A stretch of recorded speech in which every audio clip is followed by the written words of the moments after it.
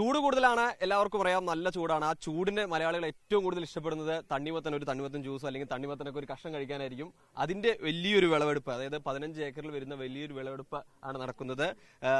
ഇത്തവണ എങ്ങനെയുണ്ട് കൃഷി? ഇത്തവണ കൃഷി വളരെ സക്സസ് ആണ്. മഴ പെയ്തപ്പോൾ ഞങ്ങളുടെ തണ്ണിമത്തന് ചെറിയൊരു പ്രശ്നം വന്നിട്ടുണ്ടെങ്കിലും നന്നായി ഈൽഡ് ഉണ്ടായിട്ടുണ്ട്. സൈസ് കുഴപ്പമില്ല. ഒരു 3.5, 4, 4.5 ആവറേജ് വെയിറ്റ് വരുന്നുണ്ട്. നല്ല സ്വീറ്റാണ്. പൊതുവെ നല്ല റിസൾട്ടാണ് ഈ 3-ാം തവണയും ഞങ്ങൾക്ക് ഉണ്ടായിട്ടുള്ളത്. ഇനി ഈ തവണത്തെ ഞങ്ങളുടെ ഈ ഡിഫക്റ്റുകളൊക്കെ മനസ്സിലാക്കി അടുത്ത കൊല്ലം കുറച്ചുകൂടി മെച്ചപ്പെടുത്തും ഞങ്ങൾ. അതുപോലെ തന്നെ സഖാവേ, ഈ ഒരു കാർഷിക മേഖല എന്ന് പറയുമ്പോൾ നല്ല രീതിയിൽ പോകുന്നുണ്ട്. അപ്പോൾ അതിലൊരു ഇത്തവണത്തിൽ ഇതിൽ പങ്കെടുക്കാൻ കഴിഞ്ഞു, എങ്ങനെയാണ്, എന്ത് തോന്നുന്നു? ഞാൻ 4-ാം വർഷം ഇവിടെ തന്നെ. ആദ്യ വർഷം വന്നപ്പോ ഒരു പറമ്പിലായിരുന്നു ഇവിടെ അടുത്ത്. അതെ, എലൈറ്റ് സൂപ്പർ മാർക്കറ്റിന് വേണ്ടി ചെയ്തത്. ഇപ്പൊ 4-ാം വർഷം വീണ്ടും തുടരുകയാണ്.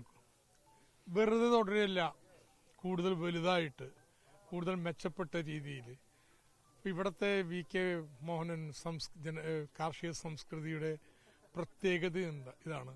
തുടർച്ചയുണ്ടാവുന്നുണ്ട്, വെറും ആവർത്തനമല്ല, കൂടുതൽ വലുതാവുന്നുണ്ട്, മെച്ചപ്പെടുന്നുണ്ട്. അങ്ങനെ ഒരു മാതൃക സുനിൽ സൃഷ്ടിച്ചിരിക്കുകയാണ്. അഭിനന്ദനങ്ങൾ. അതുപോലെ തന്നെയാണ് നമ്മുടെ പ്രിയപ്പെട്ട മലയാളികളുടെ പ്രിയപ്പെട്ട താരങ്ങളൊക്കെ തന്നെ ഇവിടെ ഉണ്ട്. സത്യൻ അന്തിക്കാടുണ്ട്. സത്യേട്ടാ, എങ്ങനെയുണ്ട്? ഇവിടെ വന്നു, ഇപ്പൊ 3-ാം തവണയാണ് വരുന്നത്. അപ്പോൾ ഇത്തവണ എത്താൻ കഴിഞ്ഞത് സന്തോഷമല്ലേ?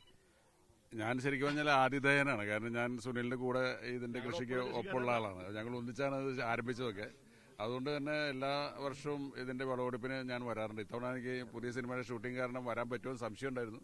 പക്ഷേ എങ്കിലും ഇന്ന് കറക്റ്റായിട്ട് എമ്പുരാൻ റിലീസ് കാരണം ചെറിയൊരു ഗ്യാപ്പ് കിട്ടി. അതുകൊണ്ട് വന്നിരിക്കുകയാണ്. അന്തിക്കാട് നേരത്തെ തന്നെ കള്ളിന് വളരെ പേര് കേട്ട സ്ഥലമാണ് അന്തിക്കാട്. ഇപ്പൊ എനിക്ക് തോന്നുന്നു അതുപോലെ തന്നെ അല്ല അതുപോലെ തന്നെ ഇപ്പൊ ഏറ്റവും കൂടുതൽ പേര് കേട്ടിരുന്നത് അന്തിക്കാട്. അതെ, അന്തിക്കാട് ഈ തണ്ണീർമത്തൻ എവിടെ ചെന്നാലും പലരും പറയാറുണ്ട് അതിന്റെ സ്റ്റിക്കർ ഒട്ടിച്ചിട്ട്. ഇനി അതിന്റെ പേരിൽ വ്യാജം അന്തിക്കാട് ഇറക്കുമെന്ന് എനിക്ക് അറിഞ്ഞൂടാ. കാരണം അത്രയും കൂടുതൽ പ്രസിദ്ധമായി മാറിയിട്ടുണ്ട്. പക്ഷേ ഞങ്ങളുടെ കൊടുങ്ങല്ലൂരുകാരുടെ പൊട്ടുവിളരിക്കില്ല കേട്ടോ. എന്നാലും ഇവിടെയുള്ള അന്തിക്കാട് തണ്ണിമത്തൻ നല്ല പേരും. അന്തിക്കാട് ഇതിന് ഒരു പ്രത്യേകിച്ച് എന്നറിയോ, ഈ ജൈവവളം മാത്രം ഉപയോഗിച്ച് ചെയ്യുന്ന ഇതിന്റെ ഒരു ആരോഗ്യത്തിനും നമ്മുടെ മനസ്സിന്റെ സന്തോഷത്തിനെല്ലാം ഉപകരിക്കുന്നതാണ്. അതുകൊണ്ട് എനിക്ക് തോന്നുന്നത് ഇത് ഓരോ വർഷവും വിപുലീകരിച്ചുകൊണ്ടിരിക്കുകയാണ്. അടുത്ത തവണ ഇതിനേക്കാൾ ഗംഭീരമായിട്ട് കൂട്ടി വരുന്നു. സുനിൽ നമ്മുടെ കൂടെ ഉണ്ടെങ്കിൽ നമ്മളിത് ഇതിനേക്കാൾ അപ്പുറത്ത് തെളിയിക്കുന്ന കാര്യം ഉറപ്പാണ്. അതുപോലെ തന്നെ വിജയേട്ടന്റെ ഏറ്റവും ജീവായു എന്നൊക്കെ പറയുന്നത് ഫുട്ബോളാണ്. ആ പന്ത് പോലെ ഏകദേശം കാണാൻ അതുപോലെയൊക്കെയുള്ള ഒരു ഇതല്ലേ, ഇഷ്ടമാണോ തണ്ണിമത്തൻ? അല്ല, എനിക്ക് ഫുട്ബോളാണ് ലഹരി, ചേട്ടന് കൃഷിയാണ് ലഹരി, സദ്യേട്ടന് സിനിമയാണ് ലഹരി. ഇപ്പോഴത്തുള്ള ന്യൂ ജനറേഷനോട് പറയാൻ, ആ ലഹരിയൊക്കെ ഷോർട്ട് പീരീഡ്, ഇത് ലൈഫ് ലോങ് നിൽക്കുന്ന ലഹരിയാണ്. അപ്പൊ അതുകൊണ്ട് അതിൽ നിന്നൊക്കെ വിട്ട് ഇങ്ങനത്തെ കൃഷി അല്ലെ സ്പോർട്സ് അതൊക്കെ നടത്താനുണ്ട് അല്ലെ. സന്ദേശം കൂടിയാണല്ലേ? തീർച്ചയായിട്ടും ഇതൊരു സന്ദേശമല്ലേ. കാരണം ചേട്ടന്റെ ലഹരി എന്ന് പറഞ്ഞു കഴിഞ്ഞാൽ ഈ കൃഷിയാണ്. നമ്മൾ വിവിധ മേഖലകളിലുള്ളവരുടെ ഒരു ഒന്നിക്കലാണ്. അതായത് രാഷ്ട്രീയം പലതാണ്, ജോലി പലതാണ്, നമ്മുടെ മറ്റു രംഗങ്ങളൊക്കെ പലതാണ്. പക്ഷെ എല്ലാവരും കൂടെ ഒന്നിക്കുന്ന ഒരു ഒരു സംഭവമാണ് ഈ കൃഷി എന്ന് പറയുന്നത്. അപ്പൊ അതുകൊണ്ട്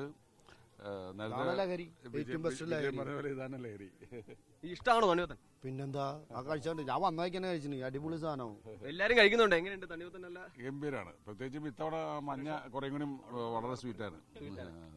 എന്തായാലും തണ്ണിമത്തന്റെ വിളവെടുപ്പ് ഏകദേശം ഒക്കെ തുടങ്ങി കഴിഞ്ഞു, പൂർത്തിയാറായിട്ടുണ്ട്. നല്ല രീതിയിൽ ഇത്തവണ വിളവെടുപ്പാൻ കഴിഞ്ഞു എന്ന പ്രതീക്ഷയിൽ തന്നെയാണുള്ളത്. എന്തായാലും വലിയൊരു കൃഷി, അതായത് ഒരു സന്ദേശം കൂടി, ലഹരിക്കെതിരായ ഒരു സന്ദേശം കൂടി ഇവിടെ നൽകുന്നു. അത്തരത്തിൽ ലഹരിക്കെതിരെ ഒരു സന്ദേശവും ഒപ്പം തന്നെ ഒരു കാർഷിക മേഖലയ്ക്കുള്ള ഉണർവ് കൂടി നൽകുന്ന പ്രവൃത്തിയാണ് ഇവിടെ നടക്കുന്നത്.